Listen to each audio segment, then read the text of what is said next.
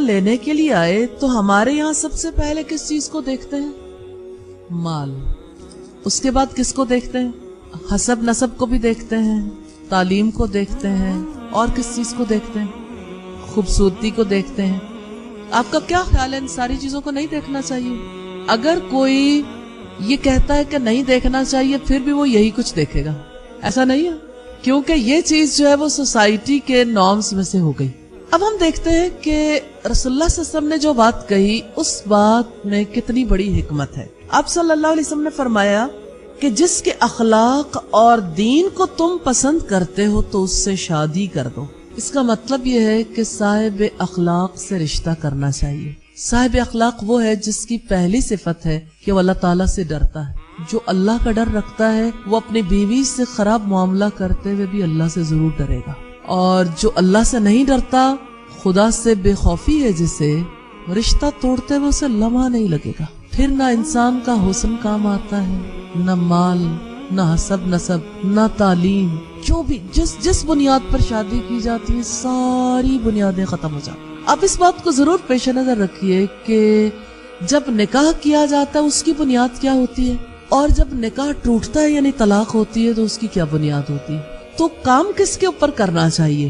جب نکاح ٹوٹتا ہے، ٹوٹنے سے بچانے کے لیے اس چیز کو معیار بنانا چاہیے. تو وہ معیار تقوی ہے، اخلاق، اچھا اخلاق. ہمارے یہاں اخلاق کے بارے میں چونکہ تعلیم نہیں دی جاتی، اس وجہ سے لوگوں نے اپنا اپنا اخلاق کا معیار بنا رکھا ہے. مثلا کسی کے نزدیک اخلاق کا یہ معیار ہے کہ کوئی بظاہر ہنس بول لے، کسی کا فیس اسمائلنگ ہو تو اس کے بارے میں سمجھا جاتا ہے کہ وہ اچھے اخلاق والا ہے. کوئی ملنسار ہو، اس میں کوئی شک نہیں کہ ملنساری بڑی اچھی صفت ہے، لیکن اس کے ساتھ اگر کوئی آپ کے بارے میں دل میں بغض رکھتا ہو اور آپ کی عدم موجودگی میں آپ کے بارے میں دوسروں کو ڈس انفارمیشن دیتا ہو اور آپ کے کردار کی دھجیاں اڑاتا ہو، تو ایسے شخص سے کیا امید کی جا سکتی ہے؟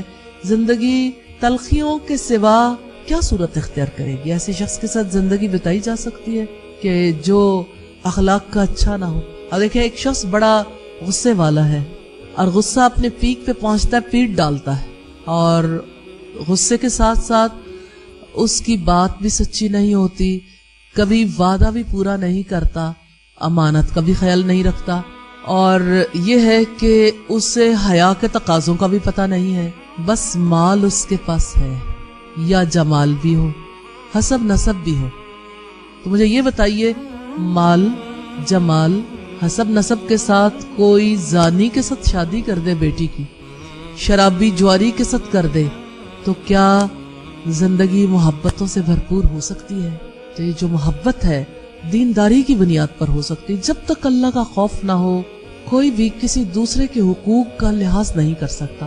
نبی صلی اللہ علیہ وسلم جس وقت نکاح کے موقع پر خطبہ دیتے تھے 3 آیات پڑھتے تھے، تینوں میں بنیادی بات تقوی کی ہے کہ اللہ کا خوف رکھو، اللہ سے ڈر جاؤ، کیونکہ اللہ کے ڈر کی وجہ سے اس رشتے کے تقاضے پورے کیے جا سکتے ہیں. تو آپ صلی اللہ علیہ وسلم نے جس چیز کی طرف توجہ دلائی کہ اخلاق اور دینداری، اگر کسی میں یہ 2 چیزیں دیکھو، یعنی اس کا اخلاق اچھا ہے اور وہ دیندار ہے. اچھا دیندار کسے کہتے ہیں؟ دینداری کی پہلی پہچان کیا ہے؟ نمازی ہوں. چلیے، اور دینداری کی کیا پہچان ہے؟ اچھا ٹھیک ہے جی، دینداری کی اور کیا پہچان ہے؟ رزق حلال کماتا. چلے آپ بہت زیادہ دینداری نہ دیکھ سکیں، کم از کم کوئی نماز تو پڑھتا ہو، پابندی کے ساتھ نماز پڑھنے والا ہو، اور رزق حلال کماتا. یہ 2 چیزیں اگر کسی میں مل جائیں تو اللہ تعالیٰ کی رحمت ہو جائے. تو اس لحاظ سے ہم یہ دیکھتے ہیں کہ آپ صلی اللہ علیہ وسلم نے جن 2 چیزوں کی طرف توجہ دلائی، اخلاق اور دینداری، دونوں ہی اہمیت کی حامل ہیں. دونوں کی وجہ سے محبت بڑھ سکتی ہے، دونوں کی وجہ سے طلاق سے بچا جا سکتا ہے اور رسوائی سے بچا جا سکتا ہے. آپ دیکھیں کتنے ہی لوگ ہیں جو کہتے ہیں